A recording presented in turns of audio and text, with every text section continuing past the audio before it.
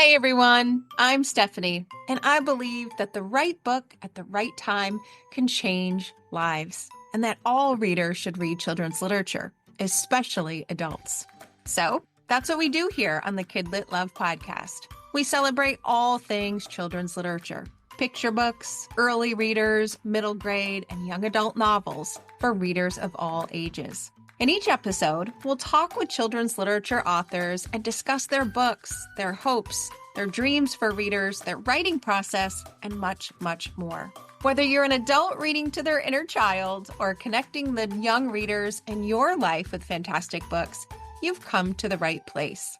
So grab a notebook to build your TBR, and let's get to today's episode of Kidlit Love.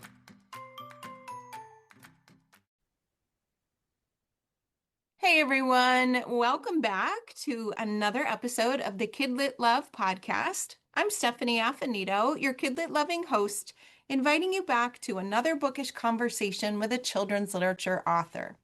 Today, I'm talking with Melissa Taylor. Melissa created and wrote the highly popular and award-winning blog that I have loved, Imagination Soup. But she's here today to celebrate her debut picture book, TOVA'S Sweet Solution. It's a heartfelt and deliciously sweet story about creativity, resilience, and the magic of family. It has a special place in my gluten-free heart, and I can't wait to talk with her all about it. So let's get right to the episode today. Melissa, welcome to Kidlit Love. I'm so glad you're here today. Thank you for having me on, Stephanie. I am so excited to speak with you. I am too, both as an educator, as a huge fan of Imagination Soup, and because I love celebrating debut books. It is my favorite. It's just a special kind of energy on the episode. So I am so glad to be able to share that with you today. And I'd love to start with your journey. Tell us a bit about you and your work and the path you've taken to getting to your debut book today. Oh my goodness. Well, I will summarize the best I can. I began my career as an elementary teacher and teacher trainer for other teachers with a reading and writing workshop. And when I had my kids, I stayed home and decided to transition into freelance writing. I ended up really focusing on the education niche, and I wrote for Parenting Magazine, and I wrote for different um, play-based companies, toy companies, and Brightly, Random House's blog, and started my own blog, Imagination Soup, which was originally mostly kid activities and transitioned more and more to children's books. I started reading children's books avidly as a teacher, and then I have this superpower of reading fast because I grew up without a television. So all I did was read. My mom had to drag me outside to get fresh air. But that I thought, well, I could help parents, teachers, and librarians save them time by reading all these books that I was getting. I kind of averaged about 200 books a month and then would curate them for Imagination Soup. So I started my own creative writing journey, not really having thought I could do that after I had a decade of illness. And when I came out of that, it sort of brought forth this new side of me and new possibilities. And I started exploring my own journey as a writer. This story, I think, was maybe the second or third manuscript I wrote. And of course, it's been through several iterations. And I sold it to Red Comet Press in a two-book deal 3 years ago, maybe. Was it 3 or 4 years ago? It takes so long. It does. I'm learning that it does. Yeah, yeah. So that's sort of the journey where I got to where I was and how I'm here. 200 books a month. Yeah, I was a little crazy. Well, a lot of them are picture books. So, and I don't have any problem abandoning books in the middle if they're not good, right? Because Good for who you. has the time? Yes. Yes. Yeah. I had a television growing up, but I can very much relate to someone saying, you should probably see daylight. You should Right? probably get out. That was after they were actually able to get my attention because I was brilliant at blocking out the world when I entered, the world of the pages. So I can totally relate to the childhood experience. I can relate to reading and writing workshop and how that cultivates such a love of reading and writing. And then how you just packaged all of that for the website, which is chock full of book recommendations and just ways to connect whatever reader, whatever interest, whatever age, whatever genre, um, to children, to our inner children, to all of the things. So it must be so rewarding to have spent such amount of time reading other people's books and writing about them to now, like, this is yours. You are here talking about your book. How does that feel after doing that for so long? Well, there's a little bit of imposter syndrome that I have to wrestle with. Of like, are you sure? Does anyone know that? But it's really exciting and fun, and it's something that because and like you read all the books too because I knew what was out there. This isn't well represented, so I feel like I'm giving something to the children's book community that wasn't well represented and has a place, hopefully. Yes. Yeah, I can think back. I don't think I've ever read a book, a picture book that has what we're talking about today. So you're definitely filling a niche and probably starting a new one, which is a good segue to the book. So tell us a bit about it in your words and the inspiration behind it. Sure. Tova's Sweet Solution is about a bear named Tova whose family owns a bakery. She loves all their bakery baked goods, but one day she starts getting a tummy ache after she eats something, and the doctor tells her she's allergic to the made-up ingredient honey grain. I really intentionally did this because I want it to be very general and only start discussions. I didn't want it to be scientific based, and this is a Right. bear. It's a fantasy, so it's not real. And her parents try to help her figure out what she can eat. Nothing tastes good. Her squirrel pet gives her a snack when she's outside, a made up fruit I called paracot. It gives her an idea that she tries of using it as a substitute for the honey grain ingredient. So she experiments and successfully finds some recipes that she can eat using this made up ingredient or paracot, this substitute ingredient. So I hopes that it represents growth mindset and then just that family loving surrounding you and trying to think of ways to problem solve creatively. It's based on, I have a lot of food allergies. My daughter has had even more. Gosh, it was for the longest time, it was eggs, coconut, milk, dairy, and nuts. And she was really picky when she was little. So it was a really big, hard focus thing to find foods that I could feed her that were safe and healthy and that would help her gain weight. She's very underweight for a long, long time. And that was also because of all these gut issues. But that's another thing. Yeah. So I wanted to, I mean, my original idea was so bad. It was like how unfair it was that she was left out of all the classroom parties and like her mom forgot them, Yeah. because you have to bring the special treat yourself. And I mean, I was not always successful in remembering. And that was like the worst story idea ever. So I'm glad I thought, okay, we need to make this a little more positive and aspirational.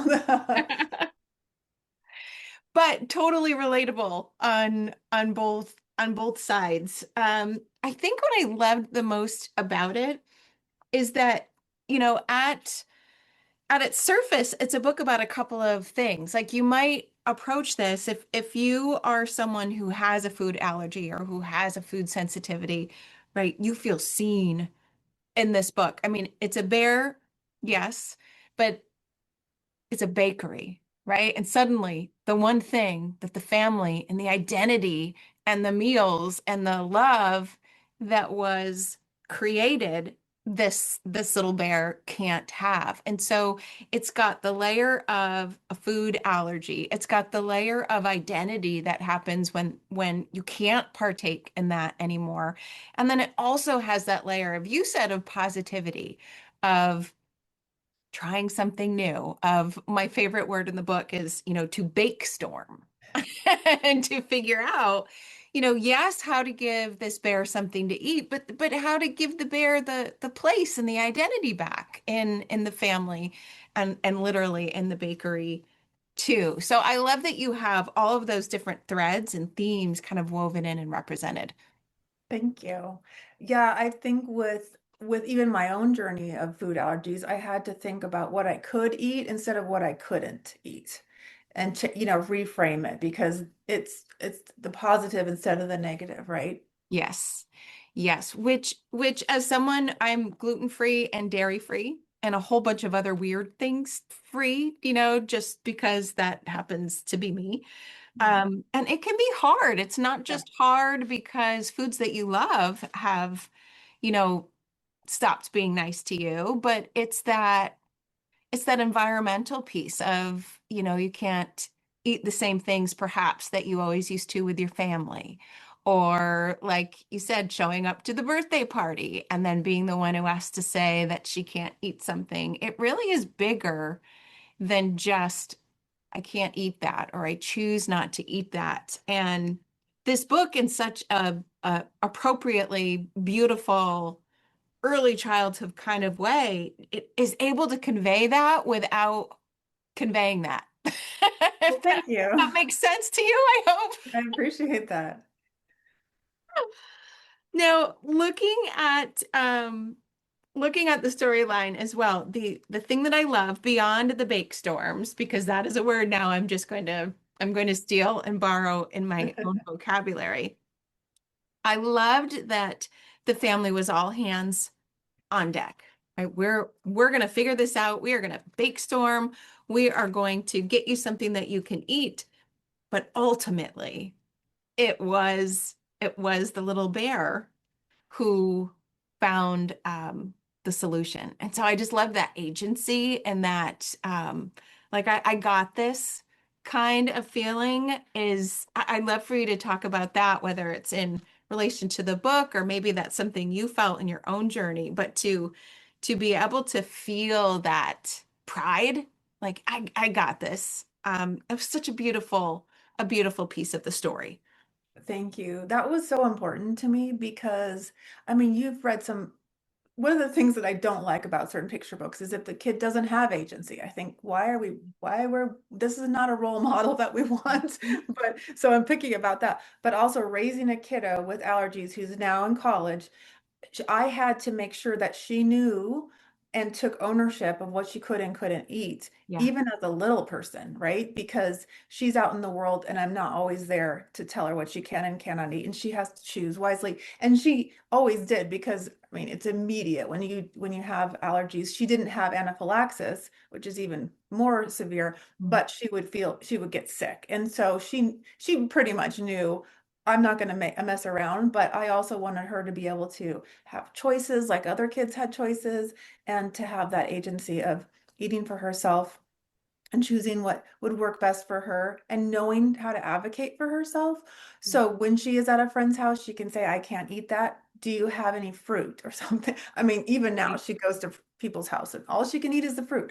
But I was, when I was freelance writing for a magazine, I did a piece on food allergies long before, I don't know, my kids were really little. I'm not sure she had been diagnosed yet. And the support group I went to one time, I heard some horrible stories about people's families not only not supporting them, but not even believing them, thinking they were just doing Yeah. it for attention or it's just a fad.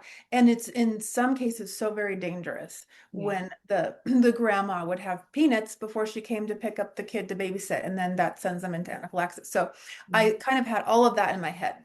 hmm Yeah, and this book is such a good reminder that it may be impacting one person, but it's actually it takes a village, Yeah. right? To feel it. I don't like to give spoilers, but to feel that love on the last page, it takes all of us. It takes all of Yeah. us to do that.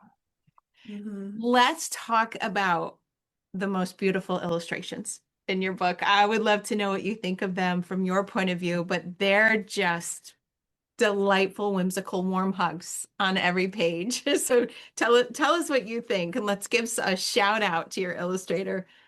Arlie Lisanne, she did such an amazing job, Yeah. as did the art director, Michael, who I had no idea what to expect. And then he showed me the proofs and I was just blown away because it's exactly what I didn't know that I needed and wanted. It's just perfect.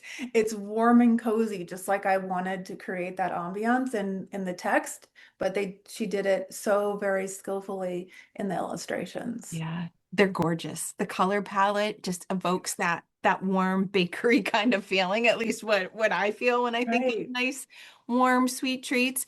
And the end pages. I need listeners to know that these end pages are delicious. Mhm.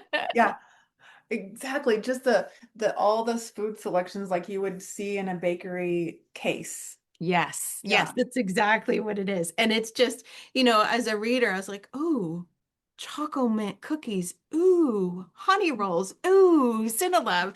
Yeah, I would challenge someone to read this, to spend some time on there and then not get hungry as well. But they really are beautiful. And I'm always in awe.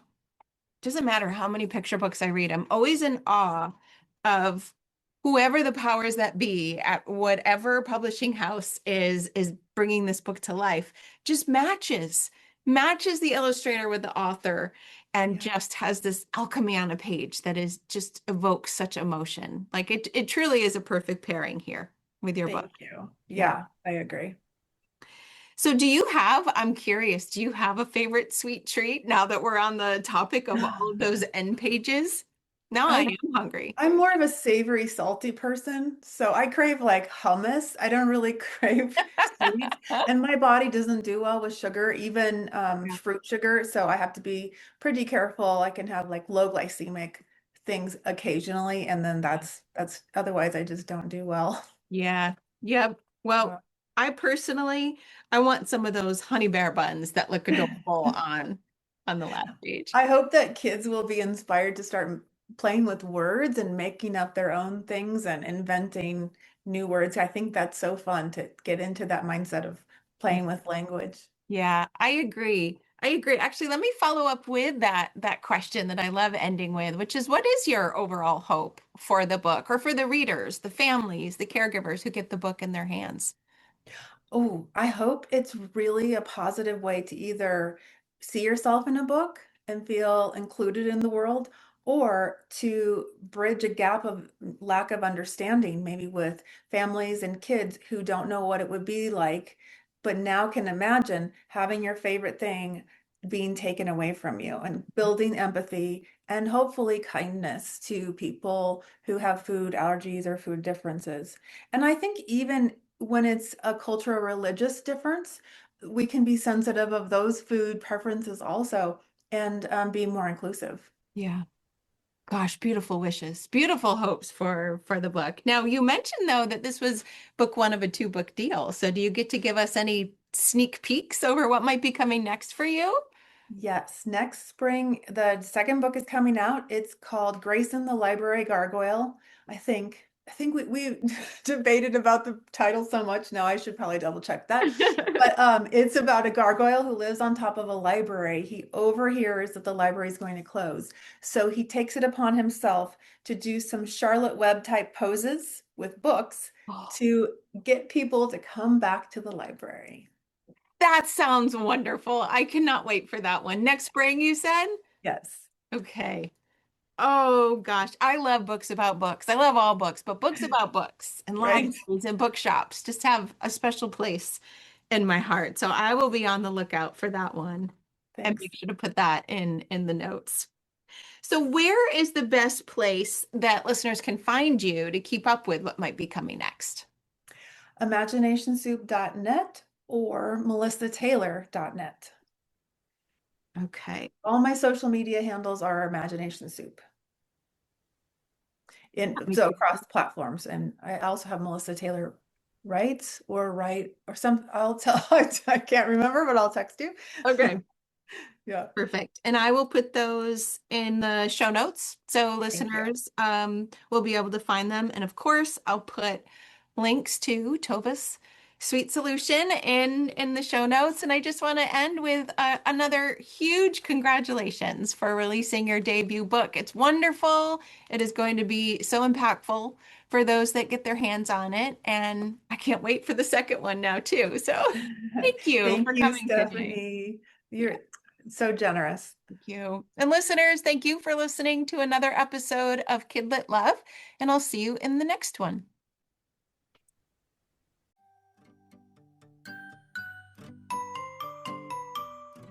Thanks for listening to today's episode of the Kid Lit Love podcast. You'll find links to all of the books, resources, and ideas mentioned in the show notes and at alitlife.com. You'll also find Kid Lit Love on Substack. That's where you'll find posts for each episode, monthly Kid Lit roundups, and an invitation to join my summer book club and go deeper into the world of children's literature. And if you loved this podcast and want more, you might like to listen to my other podcast called Get Literate. It's a podcast that explores all things books and reading, notebooks and writing to build a life you love. One more thing. If you love what you listened to today, please take a moment to rate and review the podcast, or take a screenshot of the episode and text it to a friend. This helps the podcast grow and builds our bookish community of Kid Lit Love. Thanks for listening.